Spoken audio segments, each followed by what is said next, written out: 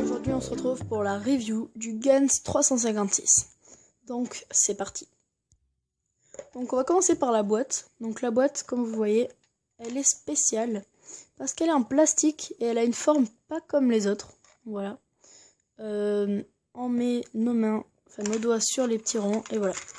Donc ce qui est super cool de la part de Gans, c'est de nous offrir un set de stickers avec le logo Gans. Enfin Gan. Voilà. Donc ça c'est super de leur part, je trouve. Donc voilà. Après on a un petit tournevis pour visser et dévisser le cube. Parce qu'il est spécial ce cube, il a ses propriétés on va dire. Une super grande notice. Quand je dis super grande, c'est qu'elle est super grande. Donc sur ce côté on voit un petit peu comment l'utiliser le cube. Parce qu'il est assez spécial on va dire.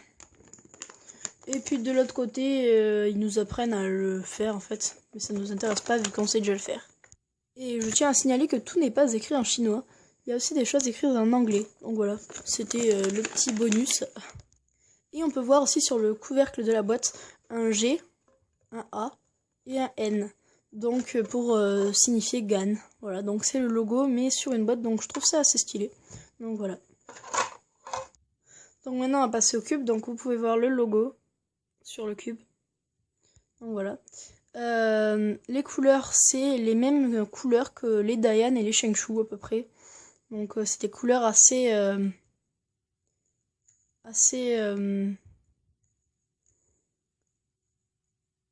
pas fluo quoi, assez pas fluo, voilà.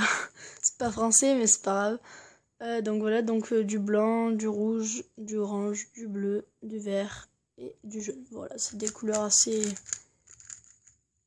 neutres on va dire. Pas fluo quoi. Donc le cube mesure 56 mm. Oui. Un petit peu plus petit que les autres. Moi ça me gêne pas qu'il fasse 56 mm personnellement. On le sent pas trop. Donc voilà. Donc le turn de ce cube est vraiment excellent. Il est super rapide, vous voyez. On peut faire 2 tours facilement, regardez. Sans forcer, on fait 2 tours, voilà. Donc le turn est vraiment super cool. Le corner cutting c'est pareil, vous voyez, 45 degrés. On passe facilement, un petit peu plus. On passe aussi. Bon après il est très serré, vous voyez. Voilà, mais il passe quand même facilement, hein, donc c'est vraiment un truc de fou. Donc maintenant le corner cutting reverse qui est excellent aussi. Vous voyez, ici, il passe. Attendez, hop. Il passe hein, comme ça, voilà, facilement. C'est vraiment un truc de fou. Sachant que maintenant il y a des nouveaux center caps.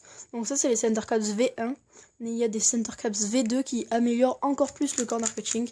Donc déjà qu'il est excellent. Alors imaginez avec des center caps encore mieux qui améliorent le corner cutting. Truc de fou. Donc le feeling de ce cube est super. Donc moi j'adore. Il est super silencieux. Mais vraiment quand je dis silencieux, il est plus silencieux que le Yuxin. Donc si vous avez un Yuxin 3x3, ben, il est encore plus silencieux que le Yuxin. La seule chose qui peut gêner certaines personnes, c'est qu'il peut être un peu incontrôlable. Voilà, on peut faire des overshoots ou des trucs comme ça. Moi ça me gêne pas du tout. Donc c'est super cool parce que le cube est vraiment excellent. Donc je comprends que ça puisse gêner certaines personnes qui sont incontrôlables. Mais il est quand même excellent. Donc les corner twists, je pense pas que c'est possible d'en faire. C'est vraiment super dur de pouvoir tourner le cube parce que vous voyez il y a un petit bord là qui bloque la pièce pour qu'elle tourne. Donc vous voyez c'est quand même assez compliqué de faire un corner twist dessus. Après je dis pas que c'est impossible mais c'est quand même assez compliqué. Donc les pops, je pense que les pops c'est impossible de le faire popper. Moi il m'a jamais popé et je pense que c'est vraiment impossible. Parce que déjà que rien que pour démonter le cube soi-même en forçant comme un malade, j'y arrive pas, hein. Franchement, c'est pas possible. Donc déjà que je galère à l'enlever comme ça, donc les pops, je pense vraiment qu'il y en a pas. Donc maintenant, on va passer aux pièces. Donc vous voyez les coins. Donc on peut voir des petits bords là. il y a des petites... ouais, ça fait des trous et puis des petites bosses comme ça. On peut voir les coins là, hop, qui sont remontés, donc qui sont... Et après là il y a le vide, je sais pas si vous comprenez, mais en tout cas vous voyez, donc vous devez comprendre. Voilà. Et le coin, donc c'est en plastique, ouais, et il y a une petite vis au milieu, donc voilà. Il y a une grosse collerette, et dessus pareil il y a des vagues, c'est pour ça qu'à mon avis il ne peut pas popper. Donc voilà, maintenant les arêtes, un peu plus simple, c'est directement une pièce en plastique accrochée. Donc là on voit un petit trait, et là un petit trait, et là les petites vagues comme je vous disais tout à l'heure. Et le torpedo est vraiment énorme, avec une vis au milieu. Donc voilà.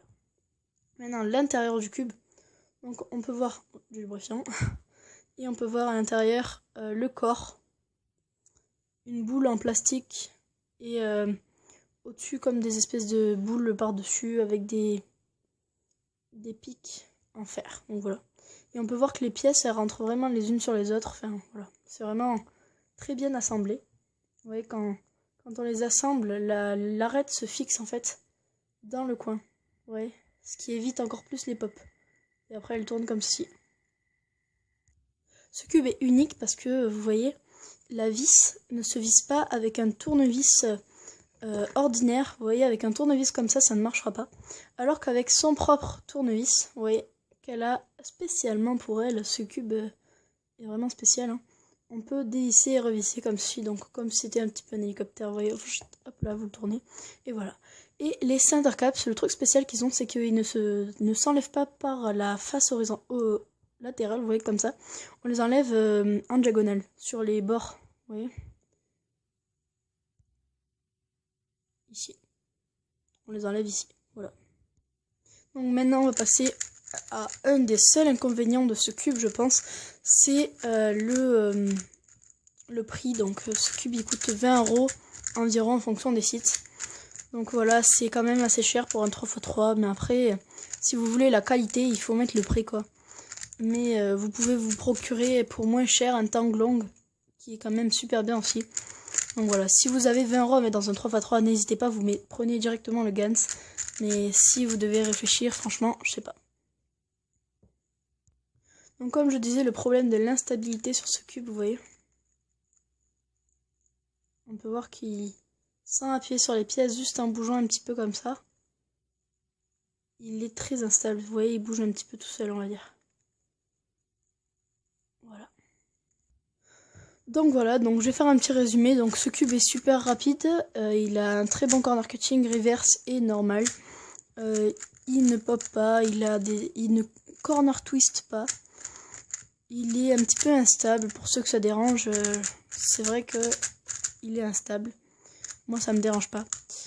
Le seul inconvénient, donc comme je dis, c'est qu'il est instable et le prix, donc il coûte 20 €, c'est assez cher pour un 3x3. Mais si ça vous dérange pas d'avoir des cubes instables, foncez, prenez-le, le Gans 356 est fait pour vous. Donc voilà, donc voilà, hein, vous savez tout. Moi j'utilise ce cube en tant que main avec le Tang Long, c'est deux cubes que j'aime beaucoup. Donc voilà, mais j'utilise beaucoup le Gans en ce moment, c'est vraiment un cube que je kiffe vraiment beaucoup. Donc voilà, j'espère que cette vidéo review vous aura plu. Et on se retrouve bientôt pour de prochaines vidéos.